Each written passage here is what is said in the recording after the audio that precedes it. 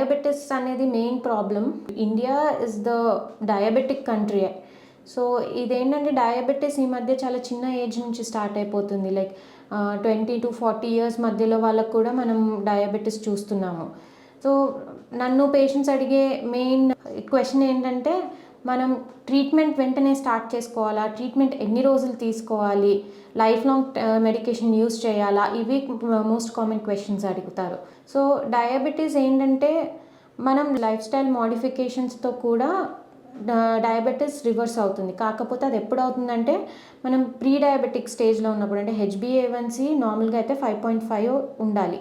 So HbA1c 5.5 to 6 వరకు ఉన్నా సరే మనం ప్రీ డయాబెటిక్ స్టేజ్ అంటాం దాన్ని. సో అప్పుడు మనం హెల్తీ లైఫ్ స్టైల్ అంటే ఫుడ్లో చేంజెస్ చేసుకోవడం కానీ, ఎక్సర్సైజ్ స్టార్ట్ చేయడము, ఒబేసిటీ ఉంటే వెయిట్ తగ్గించుకోవడం, ఇలాంటివి చేస్తే అది రివర్స్ అవుతుంది.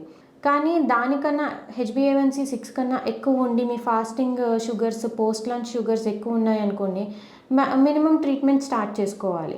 ఎందుకంటే లాంగ్ టర్మ్ కాంప్లికేషన్స్ నుంచి కాపాడుకోవాలి కాబట్టి. సో ఈ లాంగ్ టర్మ్ కాంప్లికేషన్స్ మెయిన్లీ మనకి ఏంటంటే ఈ డయాబెటీస్, ఈ షుగర్ లెవెల్స్, గ్లూకోజ్ లెవెల్స్ మనకి బాడీలో ఎక్కువ అవుతే బ్లడ్ వెజల్స్ ఎఫెక్ట్ అవుతాయి. మెయిన్గా ఎఫెక్ట్ అయ్యే బ్లడ్ వెజల్స్ ఈ స్మాల్ బ్లడ్ వెజల్స్, ఏవైతే రెటినల్ బ్లడ్ వెజల్స్ అంటే ఐలో ఉండే బ్లడ్ వెజల్స్, కిడ్నీలో ఉండే బ్లడ్ వెజల్స్, లేకపోతే న్యూరోపతి అంటాము, అంటే నర్వ్స్కి సప్లై చేసే, ఇవి కొంచెం ఎఫెక్ట్ అవుతాయి. ఇవి మెయిన్గా ఫస్ట్గానే ఎఫెక్ట్ అయిపోతాయి.